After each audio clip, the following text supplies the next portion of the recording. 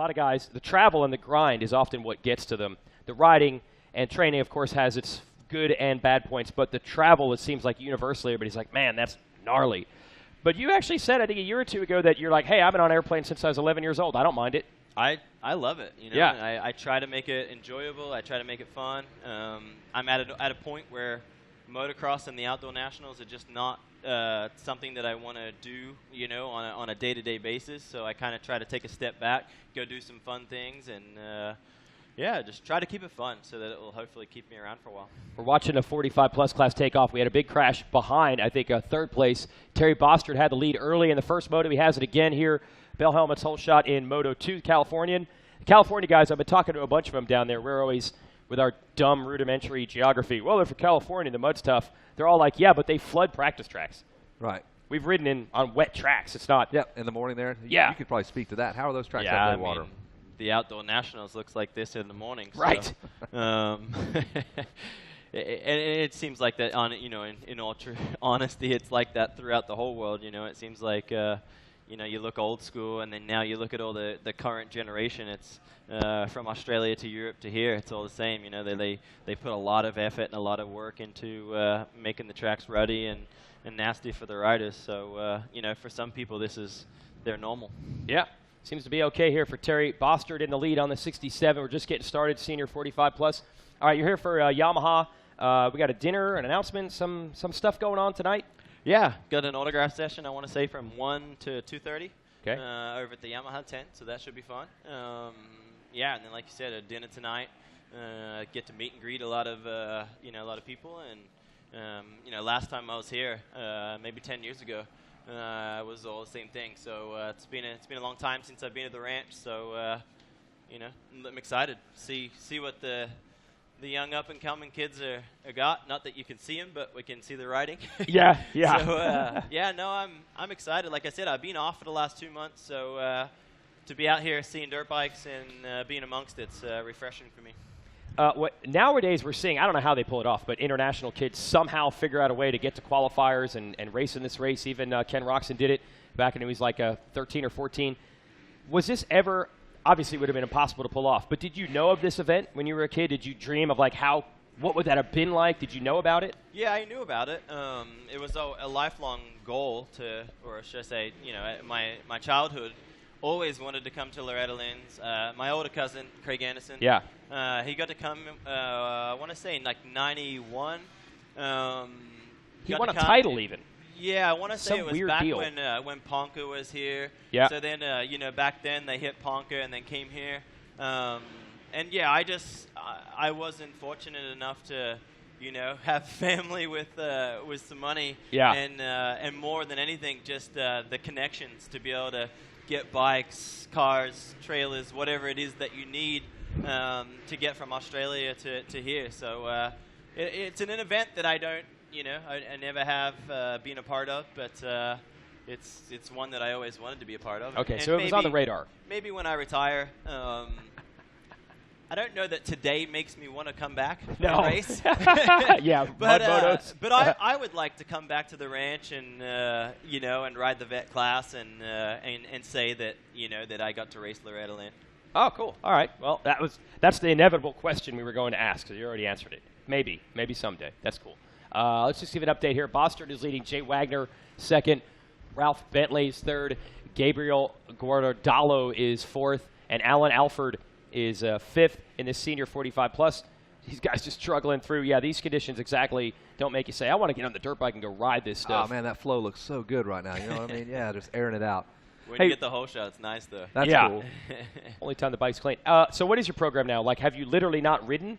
I know you did some GPs in Europe. Have you not ridden at all since then? Yeah, I mean, obviously, I did the 2 GPs. The first weekend was not bad. I wasn't so far off, but the second week was a lot of work.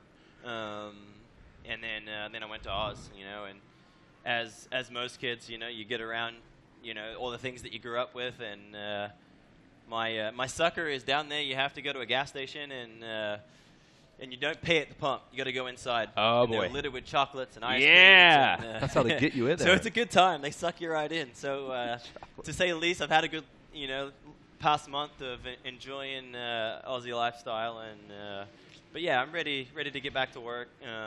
Start training for what we got, Charlotte and Glen Helen, and then Monster Energy Cup. Okay. All right. So back on the bike. Have you been back on the bike yet, or? Yeah, I've rode a couple times. Okay. Actually, rode the last 2 days with Kyle Chisholm at my house, and okay. things are okay. Clearly I'm not in shape right now, but you got to start somewhere. And for whatever reason, I enjoy going back to zero. I think that one of the things that I contribute to why I've been able to sustain the level that I have for so long is try to get the downtime and enjoy life, be human, because in my opinion, you're human first, athlete second.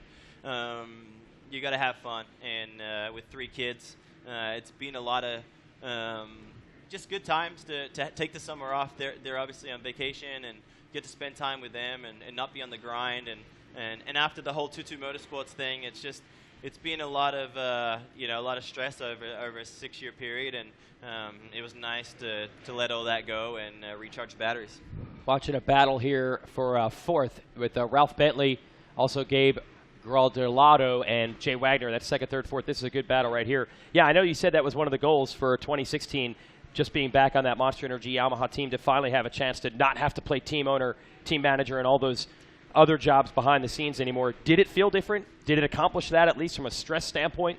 Yeah, I mean, I say it over and over. I don't think that I got the benefit of the factory rider in 2016 because, you're a big part of it, and both of you guys. But, I didn't have a job until the week before Anaheim. It was stressful, man. We didn't know if you were going racing. I guess you really didn't know. It was stressful, like one side of the fence, you're working hard, you're training, you're riding, you're getting a few parts here and there, and then when that's all finished, reality hits, and you got to go home, and you got to make the phone calls and try to make all that work, and it's tough. 76, by the way, Ralph Bentley went down. He was in third, so that's going to open up third now for Gabe Waldado to take that spot away. Oh, yeah, so when we get to Anaheim 1, you're on what appears to be, you got a factory rig, the bike looks cool, the team got all the nice apparel. That all happened a little late. It wasn't the exact way you would have drawn it up. Yeah, it was. It was not perfect, but it was a lot of fun. I think that Yamaha going factory racing again, myself, being back involved, it was kind of like we turned the clock back a little bit. And so I think for the first couple of races, it was like everyone was running on the hot, just the excitement. Okay. Reality set in, and we had to, as everybody got better and more comfortable as the races went on, we needed to also do the same thing. So I think that we were well prepared for the situation, but obviously we had work beyond the first 4 to 5 races. What I thought was cool, you did get to bring some of your troops over, Shane Drew, Mike Gosler. They kind of integrated in with Yamaha, and they were pumped, man. I remember talking to them at round 2 at San Diego, and they were like, we love working for these guys. We love what we got going on here. So you got to bring some of your kind of combine a little merger of the 2-2 guys with the Yamaha crew. Yeah, ideally the conversation of 22 Motorsports taking over the Yamaha factory team and trying to re-bring that back. There was talk behind closed doors going on for, maybe 3 months, and then that just wasn't happening as quick as I would have liked. And then I ended up just bailing. So yeah. So you were thinking of that. That was a potential. Yeah, returning home. Yeah.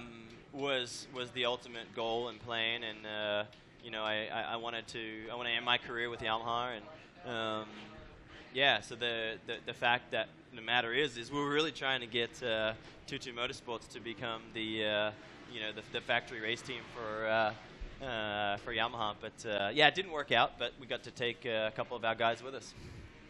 All right, so in the end, it's Factory Yamaha's back, and I think we'll have more info on that tonight, what that's going to look like a little bit in the future. So if you folks want to come down to the Yamaha dinner tonight and be part of the Blue Crew, if you're a Yamaha rider, enjoy dinner, enjoy getting to hang out with some of these guys. The 45 plus, I'll just update you. Bostard's led this thing from the start, which is not a shock. You get a whole shot in the mud race, get a big advantage. Jay Wagner's right there. What are the first motor results, Kevin? What are we looking at in this class as far as overalls? Looks like Barry McCarty was your winner out of Port Orange, Florida, on the number 17 KTM. Second place was your leader here, Barry Bostard. Jay Wagner was third, so Jay's in the mix there. So Jay and Barry. Well, McCarty's struggling in this one in 12th with a bad start. But, yeah, it could be between Wagner and Bostard there in that final moto. Second, third, and it looks like they're going to flip-flop a little bit here. So, again, going into that third set of motos, doing some math. I'm going to sound like a rookie here, but did the 60 kids do the same track as these guys? Yes, they did. So yeah. Looking at those lap times, dude, it's quite amazing that those 65 kids were doing. Ryder DiFrancesco turned that exact lap time in his matched moto, him. 2:46. You know, of course, so not nearly as rutted. The track obviously deteriorates quite a lot, and that's what you're seeing. So it's always like when we have muddy supercrosses and things like that, you always see the first group out is always so like 10 seconds faster than even just like the good factory guys. Right. And we're last on the track. So yeah, it's good to see that it's consistent. Yes, right? It's not just you that's struggling. These guys are struggling to go faster than the 65 class that was just out there. Bostard trying to take the win. The difference is we see much more consistency with this group as far as the moto scores go. The 65s, they win titles with like a 3, 10, 1. Those kids just pin it the whole time, mud or not. Whatever happens. Whatever happens. This class, you often get a guy going 1-1-1, and someone goes 2-1-1. 2-2-2, 3-3-3. These guys leave a little something more in the reserve tank. Oh, right? Just as I say that. Very slinging it consistent. sideways. They crashed the announcer's curse yet again. Yeah, sorry about that. 11 like minutes into the race. The lines are getting better, but obviously, as you see, they're getting deeper as well. So then the groove becomes, like when you see the 65 kids, it's more like they're out there just sloshing and moving around a lot. But now the groove's coming. So you gotta, you see these guys getting their pegs dragging, feet dragging, and all the fun things. There's Bostard in the lead. A couple of riders were telling me yesterday also the problem is they dug down so deep they're getting out of that clay, and that's like riding on ice. They're saying so even when you get into a rut that looks good, it doesn't always work out that way. No, and one of the tracks that I won a mud race in 11 was Mount Morris. It's one of those tracks where when it rains, for the first bit it's okay, and then it starts getting starts drying up, getting real tacky, and when bike starts getting heavier and heavier. So it's these guys, as the day gets on, it'll go through a process of where it gets worse before it gets better, and then obviously when it comes around, then it's a lot of fun. Ooh. We got anything there, Megawatt? We got to make an announcement. Oh. Okay. All right, so here's what we're going to do. We got to make up some time. We lost about 4 hours on Tuesday morning. We lost almost that much again today, about 3 hours. So we're going to adjust the moto times, which means I got to head to the podium. If you had a 15-minute moto originally scheduled, if you were a class that is 15-minute motos, you now have 12-minute motos.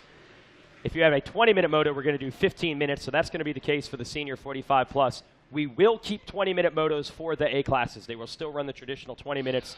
Everyone else that was scheduled for a 20-minute moto will run a 15-minute moto, and that means time is about to run out as Terry Bostard is trying to put this championship in his sights as he looks for a second moto win. I got to head to the podium. Chad, thanks for stopping by, and we'll see you for autographs at 1 o'clock? Yeah, 1 to 2:30. Okay, over at Yamaha, and then a dinner tonight. I believe that'll be at the arena, Amsoil Arena. That's my best guess. That's where most of the dinners happen. Yeah. Thanks for coming up. All right, good to see you, Jason. We saw Dan Truman this morning, and he was saying it was raining. We were wondering if you were going to make it. I was wondering if you were just going to get about a mile away and say, I don't know about that. Oh, I mean, if I get on the plane, I'm coming. So, okay, all right, you were in. Yeah, I think the hardest thing was getting up at 5 a.m. this morning and heading off to the airport. Okay. But, and it's my little guy, and it's my youngest child's second birthday today, so I'm watching that. So, but hey, duty calls. I've had 2 months off. I've had a lot of time around those guys, and we've been celebrating. So it's time to go back to work. Cool. All right, thanks for stopping by, Chad. Cheers. Yep. Thanks. Awesome. Well, that's the checker flag. Chad Reed's checker flag for you. If you want to go out and sign some autographs right now, start that process right now, or you want to hang out in the AC, can't blame you. Terry Bastard's going to roll that bad boy. Man, he looks surprisingly clean for a guy that just raced out on that racetrack. Looks like the bike just let go at the right time, smoked out, just like Rodney Reynolds is later on tonight. Number that's 67. What a whole show gets you right there. That's exactly right. That's nice. A clean motorcycle. Good look for that guy. He's thumbs up to everybody in the stands there. Terry Bastard is stoked. Jason Wygant will be there in about 15 minutes when he trudges his way down to the podium. We're going to have a full announcer swap here. Megawatt's going to jump in here. Rodney Tomlin's going to jump in here. Chad Reed, thanks for jumping in and helping us out and calling some action. Good seeing you, man. Good luck in the future. We'll see you tonight at the Good luck, everyone. Chad Reed in the house. Been a while since we've had him. Some muddy hugs for the family. That's what it's all about there. Terry and his, looks like his kids. And we will get things ready for the podium. I saw the high five from Kip Bigelow to Terry, so Terry's stoked. We've chatted with Terry before. We saw him down on the podium a few times last year, and he's going to pop that helmet off. Good to see you down there, Terry, in the mud. A mud specialist, man, looking good. Kept it up on 2 wheels. Got the boys there. They're going to clean him up. Get the old man cleaned up, man. Help the old pops out there. Now Dad's cool. Normally they don't want anything to do with Dad. Now Dad is the coolest guy in the pits as far as they're concerned. That's awesome. You get to share that with your kids. They get to see you win on this stage. And the number 97 did just that. Now, this championship really comes into focus for Terry. Terry got a second in the first moto. Now he's got a first in this one. So how about that? Terry looking good. A 2-1 going into that third and final moto. Bostard, Jay Wagner second. Guardardo is third. Nettie is fourth. Alfred is fifth. That's your top 5. And hashtag Loretta Lynn MX, that is the official hashtag. Don't forget that as we send it back down to the Race Tech podium. Jason Wygant with our winner. Jason? Thanks, Kevin. We'll perform all the announcer swaps up there, and we will swap some medals with these riders. Terry Bostard looking good. I don't even want to talk championship. I'm sure he probably would rather not. We'll just talk motos right now. A gold medal performance. Also grabbed the Bell Helmets Whole Shot Award. Let's hear it for Terry Bostard.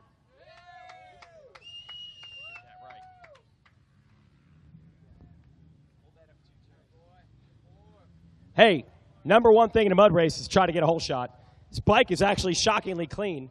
That's what happens when you get out front. Do you like riding in the mud? Because that was pretty impressive. You know, in California, if it sprinkles, they cancel. But ever since I was a kid, I just enjoy the mud. Good attitude about it. Maybe that's the key. Just you were not, when you knew you were going to have a mud moto, you were okay with it. I was. I had to be. Being frustrated with it ain't going to help one bit. So I was on the line saying, you know what? Let's go mudding, boys. And it worked. Who do you want to thank? I'd like to thank, first of all, the Lord Jesus Christ for keeping me safe. You know, I have a lot of great sponsors, Fox Racing, Motion Pro, Hammerhead, you know, Recluse Clutch helps me out. Honda's been helping me this week. And, you know, last but not least, my motor builder, Al Posey, has done a fantastic job on this thing. Good job. Let's hear it for Terry Bostard taking the win.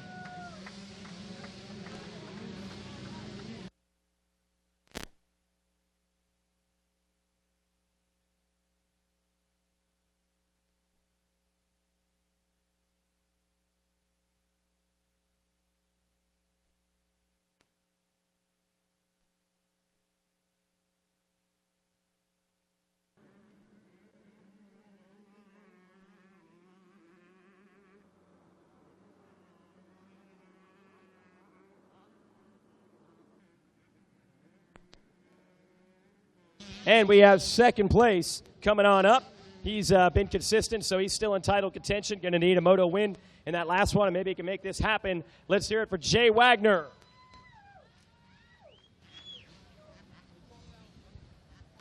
All right, Jay, solid moto. What was it like for you? Man, that track is ridiculous. And I had a horrible start. I come out of there, got all sideways, bounced off both people and eat both sides of me. And then it opened up, and I got down to the first turn and carved right around the inside like I always do. And I come out pretty decent. And, man, the first couple laps are just the mistakes that cost me. And when you get out clean, like Terry did, it's just a lot easier racetrack. You can pick your own lines. It didn't take me long to get into second, but once I did, I really backed it off just to be safe. I'll take a second any time over a crash. So there you go. These guys out here, they're all a bunch of badasses. Don't let nobody kid you. They've been putting in the work, and you see who's winning. I have done nothing but work on my kids' bikes for the last 2 months and done very little. My family's here, a lot of my friends, and I love it, man. This is good stuff. Awesome. That's a big smile there. Who do you want to thank, Jay? And I missed a few the first time. Maverick Motorcycles, my dad's got a little Harley shop and makes big horsepower Harleys. Spectro, Brap Supply, Kurt Kropp, Throttle Jockey. Them guys have been doing my graphics and stuff for about 5-6 years. And Man, my biggest sponsor, Redbud. Redbud! Nice. You know, it's my family. You know, they've been helping us out. Championship. What's that? What's that mean? I don't remember his name. Carl Bowling. We'll just put it at that. Nice. Give me some cash to come down. I don't know. I better get off here. You're going to run out of time. Maybe we'll see you again. Let's hear for Jay Wagner, second place.